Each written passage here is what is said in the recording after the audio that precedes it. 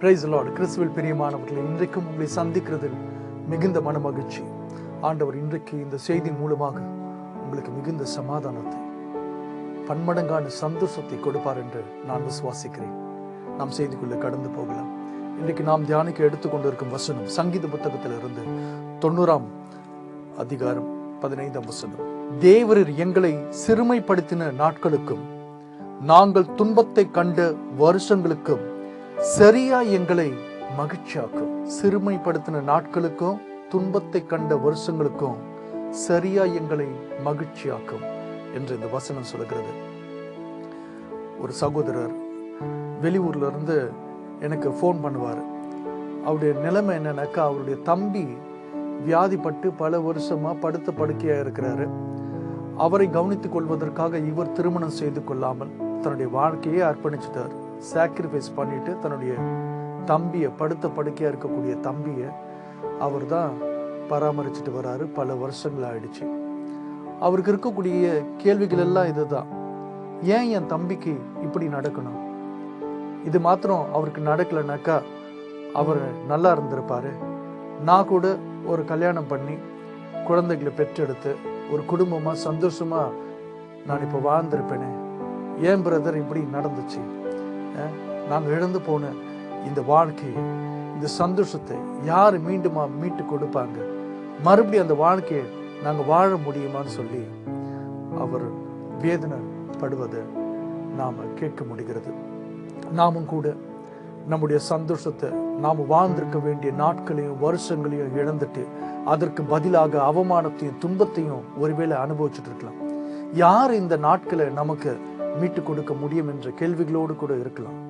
மற்றவர்கள் எல்லாம் சந்தோஷமா வாழும்போது நான் மாத்திரம் ஏன் எல்லாவற்றையும் இழந்து விட்டு வேதனையிலும் தவிப்பிலும் நான் இருக்கிறேன் அப்படின்னு சொல்லி. ஆனா பாருங்க, சங்கீதம் 90ஆம் அதிகாரம் 15ஆம் வசனத்துல நாம வாசித்த அந்த வசனங்கள், அது மோசே செய்த ஜெபம். மோசே ஆண்டவரிடத்துல ஜெபம் செய்யும் போதுதான் இந்த காரியத்தை சொல்லுகிறார். மோசேக்கு எப்படிப்பட்ட ஒரு விசுவாசம் பாருங்க. அவர் உறுதியா நம்புறார், தேவனால கூடும். தேவனால் நாம சிறுமைப்பட்ட நாட்களுக்கும் நாம துன்பத்தை கண்ட வருஷங்களுக்கும் சரி நிகராய் அவரால் ஈடுகட்ட முடியும்.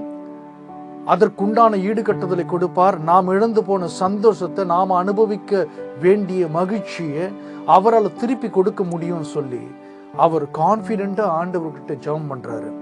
தேவரீர் எங்களை சிறுமைப்படுத்தின நாட்களுக்கும் நாங்கள் துன்பத்தை கண்ட வருஷங்களுக்கும் சரியா எங்களை மகிழ்ச்சியாக்கும் சொல்லி ஜெபம் பண்றாரு. ஆமாங்க, ஆண்டவர் அப்படிப்பட்டவர் தான். அவரால எல்லாவற்றையும் திருப்பி கொடுக்க முடியும். கடந்த காலத்துல, கடந்த வருஷங்கள்ல நீங்க இழந்து போனதை அவரால் ஈடுகட்ட முடியும். அவரால் இம்மையிலும் ஈடுகட்ட முடியும், மறுமையிலும் ஈடுகட்ட முடியும். ஒரு சில காரியங்களை இம்மையிலேயே செய்து முடிப்பார், ஒரு சில காரியங்களை மறுமையிலும் அவர் செய்து முடிப்பார். அவரால் கூடாத காரியம் ஒன்றுமில்லை. அவர் செய்யக்கூடியவர் தான். யோவேல் 2ஆம் அதிகாரம் 25-26 வசனங்களை நான் வாசிக்கிறேன், கவனமா கேளுங்க. நான் உங்களிடத்தில் அனுப்பின என் பெரிய சேனையாகிய வெட்டி கிளிகளும் பச்சை கிளிகளும் முசுக்கட்டை பூச்சிகளும் பச்சை புழுக்களும் பட்சித்த வருஷங்களின் விளைவை உங்களுக்கு திரும்ப அளிப்பேன். நீங்கள் சம்பூர்ணமாக சாப்பிட்டு திருப்தி அடைந்து உங்களை அதிசயமாய் நடத்தி வந்த உங்கள் தேவனாகிய கர்த்தருடைய நாமத்தை துதிப்பீர்கள். என் ஜனங்கள் ஒருபோதும் வெட்கப்பட்டு போவதில்லை. என்ன ஒரு ஸ்டேட்மெண்ட் பாருங்க. ஆண்டவர் சொல்றாரு, என் ஜனங்கள் ஒருபோதும் வெட்கப்பட்டு போவதில்லை. ஆண்டவருடைய பிள்ளைகள், இயேசு ஆண்டவரை விசுவாசிக்கக்கூடிய பிள்ளைகள் ஒருபோதும் வெட்கப்பட்டு போவதில்லை. ஆண்டவர் என்ன செய்வார் அவர்களுக்கு? நாம முந்தின வசனத்துல வாசித்தோம். அவர்கள் கடந்த காலத்துல இழந்து போன எல்லா பலன்களையும் திருப்பி கொடுப்பதாக சொல்லுகிறார். எல்லா புழுக்கள், பூச்சிகள், பச்சை கிளிகள், வெட்டு கிளிகள் பட்சித்த வருஷங்களின் விளைவை உங்களுக்கு திரும்ப அளிப்பேன். கடந்த நாட்களில, வருஷங்களில நீங்க இழந்து போன தருணங்கள், வாய்ப்புகள், நீங்கள் இழந்து போன வாழ்க்கையை, நீங்கள் அனுபவிக்க வேண்டிய அந்த மகிழ்ச்சியை, சமாதானத்தை ஒருவேளை நீங்க இழந்திருந்தீங்கன்னாக்கா ஆண்டவர் சொல்றாரு, நான் எல்லாவற்றையும் திருப்பி கொடுப்பேன். என் ஜனங்கள் ஒருபோதும் வெட்கப்பட்டு போவதில்லை என்று ஆண்டவர் சொல்லுகிறார். ராஜாக்களுடைய புத்தகத்தை நாம வாசிக்கும் போது எலிசா தீர்க்கதரிசிகளை பற்றி நாம் வாசிக்கின்றோம். எலியாவின் இடத்துல இருந்து இரட்டத்தனையான வரங்களை பெற்று அதிகமான அற்புதங்களையும் அதிசயங்களையும் செய்கிறார். அப்ப அந்த நாட்டினுடைய ராஜா இதை கேள்விப்பட்டு எலிசா செய்த அற்புதங்களை எல்லாம் தனக்கு தெரிவிக்கும்படியா எலிசாவினுடைய வேலைக்காரனாகிய கெயாசியை கூப்பிட்டு ஒரு நாள் எலிசா என்னென்ன அற்புதங்கள் எல்லாம் செய்தார் அப்படி சொல்லி சுவாரஸ்யமா ஆர்வமா அதை எல்லாவற்றையும் தன்னுடைய அரண்மனையில கேட்டு தெரிந்து கொள்வதற்காக கெயாசியின் இடத்துல பேசிட்டு இருக்கிறார். எலிசா செய்த ஒரு அற்புதம் என்னன்னாக்கா, சுனேமி என்கிற ஊர்ல இருக்கக்கூடிய ஒரு பெண்ணினுடைய மகன் மரித்து போகிறான். அந்த மகனை உயிரோடு கூட எலிசா எழுப்பி விடுகிறார். இது அவர் செய்த அற்புதங்களில் ஒன்று. பின்பு அந்த பெண்ணுக்கு எலிசா ஒரு எச்சரிக்கை கொடுத்து, இந்த தேசத்துல ஆண்டவர் 7 வருஷங்கள் பஞ்சத்தை கொண்டு வர போகிறாரு. ஆகவே நீ இங்க இருக்க வேண்டாம், வேற ஒரு ஊருக்கு போயிட்டு நீ அப்புறம் திரும்பி வான்னு சொல்லி அனுப்பி விடுகிறார். அதனால அந்த பெண் என்ன செய்யறாருனாக்கா, தன்னுடைய வீடு வயல் எல்லாவற்றையும் விட்டு விட்டு பெலிஸ்தருடைய தேசத்துல போய் 7 வருஷம் தங்கி பின்பு திரும்பி வருகிறாள். அந்த சுனேமியால் வரும்போது என்ன நடக்கிறது என்றால், அவளுடைய வீட்டையும் வயலையும் மற்றவர்களை அபகரித்து கொண்டு அதை திருப்பி கொடுக்காம அவரிடத்துல முரண்டு பிடிக்கிறாங்க. இப்படி நிலைமை இருக்கும் போது அந்த பெண்ணானவள் அரசனிடத்துல முறையிடும்படியா, தனக்கு நீதி கிடைக்கும்படியா, தன்னுடைய வீடு வயல் எல்லாம் தனக்கு திரும்ப கிடைக்கும்படியா அரசனிடத்துல போய் முறையிடுவதற்காக அரண்மனைக்கு போகிறாள். அந்த நேரம் பார்த்து அரச எலிசாவுடைய வேலைக்காரனாகிய கெயாசியின் இடத்துல எலிசா செய்த அற்புதங்களை எல்லாம் கேட்டு ஆர்வமாக தெரிந்து கொள்கிறான்.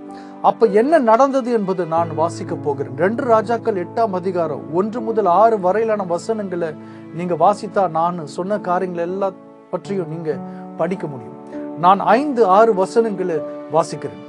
செத்து போனவனை உயிர்ப்பித்தார் என்பதை அவன் ராஜாவுக்கு அறிவிக்கிற போது, இதோ அவன் உயிர்ப்பித்த பிள்ளையின் தாயாகிய அந்த ஸ்திரீ வந்து தன் வீட்டுக்காகவும் தன் வயலுக்காகவும் ராஜாவினிடத்தில் முறையிட்டாள். அப்போது கெயாசி, ராஜாவாகிய என் ஆண்டவனே, இவள்தான் அந்த ஸ்திரீ, எலிசா உயிர்ப்பித்த இவளுடைய குமாரன் இவன் தான் என்றான். அந்த பிள்ளை கூட அங்கதான் இருக்கிறான், அம்மா கூட. யாரு உயிரோடு கூட எழுப்பப்பட்டானோ எலிசாவால, அந்த குழந்தை அங்க இருக்குது, அந்த அம்மா அங்க இருக்கிறாங்க. ராஜாக்கு ரொம்ப சந்தோஷம். எனக்கு சாட்சி கண் முன்னாடி நிக்குது. ராஜா அந்த ஸ்திரியை கேட்டதற்கு அவள் அதை அவனுக்கு விவரித்து சொன்னாள். அப்போது ராஜா அவளுக்கு ஒரு பிரதானியை நியமித்து அவளுக்கு உண்டானது எல்லாவற்றையும், அவள் தேசத்தை விட்டு போன நாள் முதல் இதுவரைக்கும் உண்டான அந்த வயலின் வருமானம் அனைத்தையும் அவளுக்கு கிடைக்கும்படி செய் என்றான். இதுதாங்க ரொம்ப முக்கியம். ராஜாக்கு ரொம்ப சந்தோஷம் ஆயிடுச்சு. எலிசா செய்த அற்புதம், அவன் உயிரோடு கூட எழுப்பி அந்த மகன் அங்க இருக்கிறான், அவங்க அம்மா இருக்கிறாங்க. அந்த அம்மாவனுடைய வாயின் மூலமாகவே அந்த சாட்சி அவன் கேட்ட போது அவன் மகிழ்ச்சி அடைகிறான். பின்பு அந்த பெண்ணுக்கு நீதி வழங்குறான் பாருங்க. அதுதான் ரொம்ப முக்கியம். ஒரு பிரதானியை நியமித்து அவளுடைய வீடு வயலை மாத்திரம் திரும்பி கொடுக்கல. என்ன சொல்றான்? அவள் தேசத்தை விட்டு போன நாள் முதல் இதுவரைக்கும் உண்டான அந்த வயலின் வருமானம் அனைத்தையும் அவளுக்கு கிடைக்கும்படி செய் என்று ஒரு கட்டளையை பிறப்பித்தான். அதுதாங்க இருக்குதுலயே ஃபேண்டாஸ்டிக். 7 வருஷமா, ஒருவேளை சுனேமியால் நினைத்திருக்கலாம், ஆண்டவரே நான் 7 வருஷமா பஞ்சம் பிழைக்கிறதுக்காக வேறொரு தேசத்துல நான் கஷ்டப்பட்டுட்டு இருக்கும் போது என்னுடைய வீட்டையும் வயலையும் நான் அனுபவிக்க வேண்டிய என்னுடைய சொத்து மற்றவர்கள் அபகரித்து கொண்டு அவர்கள் அனுபவித்ததும் இல்லாமல் நான் திரும்பி வந்தபோது அதை கொடுக்காம என்கிட்ட வைராக்கியம் பாராட்டி என் கூட சண்டை போடுறாங்களே. ஆண்டவரே, இந்த 7 வருஷம் அந்த வயல்ல வருமானம் வந்திருக்குது, அதை எல்லாவற்றையும் சந்தோஷமா அனுபவிச்சிருக்கிறாங்களே. நான் 7 வருஷம் கஷ்டப்பட்டுட்டு இருந்தேனே, எனக்கு மீண்டுமா நானும் சந்தோஷப்பட முடியுமா? அந்த 7 வருஷங்கள் அவர்கள் பட்ட சந்தோஷத்தை எனக்கு நீங்க கொடுக்க முடியுமா அப்படின்னு சொல்லி ஒருவேளை அவன் நினைத்திருக்கலாம்.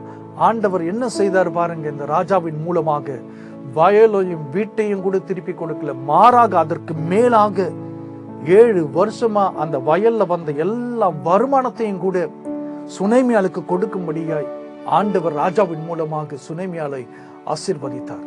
என்ன நடந்தது? அவள் சிறுமைப்பட்ட நாட்களுக்கும் அவள் துன்பத்தை கண்ட வருஷங்களுக்கும் சரியாய் அவளை மகிழ்ச்சியாக்கினார் கர்த்தர்.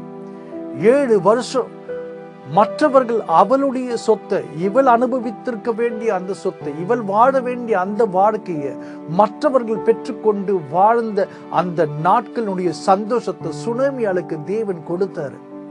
அதை அனுபவிக்கும்படியா. எந்த அளவிற்குனாக்கா அவர்கள் அனுபவித்த சந்தோஷத்தை காட்டிலும் அதிகமான சந்தோஷம். வீடும் வந்துடுச்சு, வயலும் வந்துடுச்சு. அது மாத்திரம் இல்லை, அந்த வயல்ல 7 வருஷமா கிடைத்திருக்கக்கூடிய வருமானமும் வந்துடுச்சு. கர்த்தர் அதே காரியத்தை உங்களுக்கு செய்வார். இன்றைக்கு இந்த செய்தியை கேட்கக்கூடிய நீங்க கூட வெட்கப்பட்டு போவதில்லை. இயேசு ஆண்டவரை விசுவாசிக்கக்கூடிய உங்களுடைய வாழ்க்கையில கர்த்தர் செய்ய போறார். ஒருவேளை கடந்த வருஷங்களில் நீங்க வாய்ப்புகளை இழந்திருக்கலாம், வருமானத்தை இழந்திருக்கலாம், உடைமைகளை இழந்திருக்கலாம், உங்களுடைய பொருட்களை இழந்திருக்கலாம், உறவுகளை இழந்திருக்கலாம், வேலையை இழந்திருக்கலாம், உடல் நலத்தை இழந்திருக்கலாம். இன்றைக்கு இந்த செய்தியை கேட்கக்கூடிய ஒவ்வொருவருக்கும் தேவன் சொல்லக்கூடிய காரியம் இதுதான். அவர் எல்லாவற்றையும் ஈடுகட்ட போகிறார். சரியான மகிழ்ச்சியை உங்களுக்கு ஈடுகட்ட போகிறார்.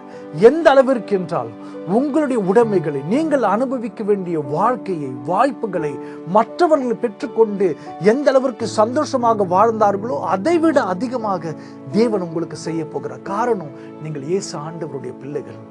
ஆமென். சங்கீதம் 4:7 இப்படிதான் சொல்லுது, அவர்களுக்கு தானியமும் திராட்சை ரசமும் பெருகி இருக்கிற காலத்தின் சந்தோஷத்தை பார்க்கிலும் அதிக சந்தோஷத்தை என் இருதயத்தில் தந்தி. மற்றவர்கள் எல்லாம் என்னுடையதே அவர்கள் அனுபவித்து அவர்கள் சந்தோஷமா வாழ்ந்தார்களே, நான் கஷ்டப்படும் போது, கண்ணீர் விட்டு அழும்போது. ஆனா ஆண்டவரே, நீங்க அவர்கள் அனுபவித்த சந்தோஷத்தை காட்டிலும் எனக்கு அதிகமான சந்தோஷத்தை நீங்க கொடுத்துட்டீங்கப்பான்னு சொல்லி இந்த சங்கீதக்காரன் சொல்றது நாம வாசிக்க முடிகிறது. சுனேமியால் கூட இப்படிதான் சொல்லி இருப்பா. பிரியமானவர்களே, இன்றைக்கு நீங்களும் கூட நீங்க இந்த வார்த்தைகளை விசுவாசித்தால் ஆண்டவர் உங்களுக்கு அப்படியே செய்வார். நீங்கள் சிறுமைப்பட்ட நாட்கள், நீங்க அவமானப்பட்ட இடத்துல, நீங்க தலைகுனிந்த இடத்துல, நீங்க வேதனைப்பட்ட இடத்துல, கண்ணீர் வடித்த இடத்துல, துன்பத்தை கண்ட இடத்துல, எவ்வளவு நாள், எவ்வளவு வருஷங்கள் வேதனைகளை அனுபவித்திருக்கிறோம், அவை எல்லாவற்றுக்கும் கர்த்தர் ஈடுகட்டுவார். சரியான மகிழ்ச்சியினால ஈடுகட்டுவார். ஆமென். நான் உங்களுக்காக ஜெபிக்க போகிறேன். நம்ம கண்களை மூடுவோம், ஆண்டவரை நோக்கி பார்க்கலாம். Thank you father. அப்பா, இன்றைக்கு உங்களுடைய வார்த்தைகளை கேட்டு உங்களுடைய பிள்ளைகளை உங்களுடைய கரத்தில் ஒப்பு கொடுத்து ஜெபிக்கிற சாமி. ஆண்டவரே, பிள்ளைகள் கடந்த வருஷங்களில், நாட்களில் இழந்து போன எல்லா வாய்ப்புகளும் திருப்பி கொடுங்க. செய்யாத தவறுக்காக வேலை ஸ்தலத்துல ஆண்டவரப்பா வேதனைகளை அனுபவித்திருக்க கொண்டிருக்கக்கூடிய ஒவ்வொரு பிள்ளைகளையும் நீர் இந்த வேலையில தொடுவீராக. Thank you Lord. பிரிந்து போன குடும்பங்கள் எல்லாம் ஒன்று சேரும்படியா ஜெபிக்கிறேன் ஆண்டவரே. தம்பதியர்கள் மத்தியில் இருக்கக்கூடிய சண்டை சச்சரவுகளை நீக்கி போட்டு உடைய வாழ்க்கையில சந்தோஷத்தையும் சமாதானத்தையும் கொண்டு வரும்படியா ஜெபிக்கிறேன் ஆண்டவரே.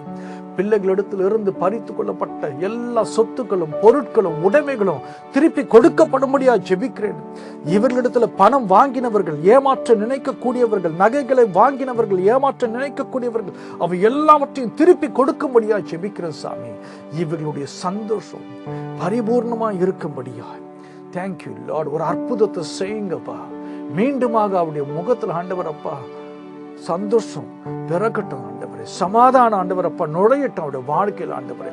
பிள்ளைகளுடைய எல்லா தேவைகளையும் சந்திங்க ஆண்டவரே. ஒவ்வொரு நாளும் பிள்ளைகளை விசாரித்து ஆசீர்வதிங்க. இயேசுவின் இனிய நாமத்தில் ஜெபிக்கிறேன் ஜீவனுள்ள நல்ல பிதா. ஆமென், ஆமென். God bless you all. பிரியமானவர்களே, ஆண்டவர் உங்களை ஆசீர்வதிப்பார், வழி நடத்துவார். கவலைப்படாதிருங்க. கர்த்தர் எல்லாவற்றுக்கும் உங்களுக்கு ஈடுகட்டுவார். மிகுந்த மன மகிழ்ச்சி உங்களுக்கு உண்டாகும். ஆமென். God bless you. கிறிஸ்து ஆறுதலின் தேவன் ஊழியங்கள் கடந்த 20 ஆண்டுகளுக்கு மேலாக இயேசுவினுடைய நற்செய்தியை அநேகருக்கு அறிவிக்கும் பணியில் இருந்து வருகிறது. எங்களும் எங்கள் மாதாந்திர கூட்டங்களுக்கு வந்து கலந்து கொள்ளும்படி அன்புடன் அழைக்கின்றோம். ஜெப விண்ணப்பங்கள் இருந்தால் எங்களை தொடர்பு கொள்ளலாம். இயேசு கிறிஸ்து கொடுக்கக்கூடிய ஆறுதலையும் ஆத்ம ரட்சிப்பையும் அநேகருக்கு பகிர்வோம். கர்த்தர் உங்களை ஆசீர்வதிப்பாராக.